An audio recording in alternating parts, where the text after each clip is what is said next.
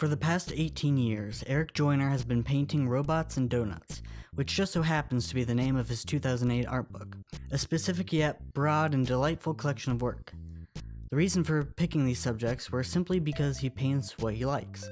For example, the idea of focusing in on robots was based on his own personal collection of toys. These robots would become the focal point of most of his artwork, surrounded by and interacting with real-life, fantasy worlds, and surreal elements. Of course, Joyner didn't base his entire creative career off of something he saw out of the corner of his eye when searching for an idea of what to paint, but his collection of robots, in his eyes, would make striking pieces of work. At one of his gallery showings, called Sweet Dominion at Corey Helford's gallery in Los Angeles, California, he was interviewed and stated about his toy robots that the shapes are funny and the colors are pretty. He also went on to say that the images of donuts bring back fond memories of childhood. That just may be the secret to the enchanting and inviting appeal his art holds. The subjects bring a childlike wonder, but in many pieces there's the addition of a contrasting harshness of real human life in his darker works. Like his 2012 piece All Wrapped Up, where a shiny little red robot toy is being wrapped up and strangled by a snake in a jungle, or his 2003 piece Frustration, where a blue robot is being hung in a dark, gloomy Gothic chapel with a murky and muddy color palette. Occasionally he will also reference popular media, for example, this robot added to a 2001 A Space Odyssey scene.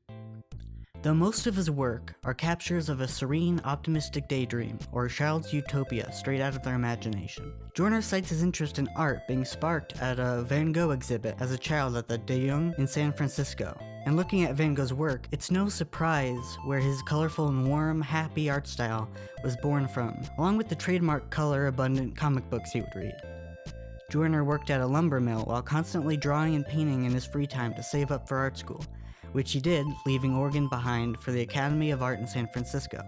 After graduating, he worked in commercial art pretty quickly and then eventually as a background animator at Spunky Productions during the recession after taking a computer animated assignment, which he absolutely hated, referring to it as torturous. After Spunky Productions didn't pan out as a long-term path, he became a full-time gallery artist like he always subconsciously wanted to, and being able to create the subjects of his passion, adding donuts to his trademark subjects along with robots and spaceships. Eric Joyner has an extremely broad array of variety in his work despite it being such a specific niche subject. The magical quality of his artwork and the worlds and characters he invents is unlike anyone else. You can view Joyner's art on his website ericjoyner.com and also buy products and accessories as well as prints of his beautiful works.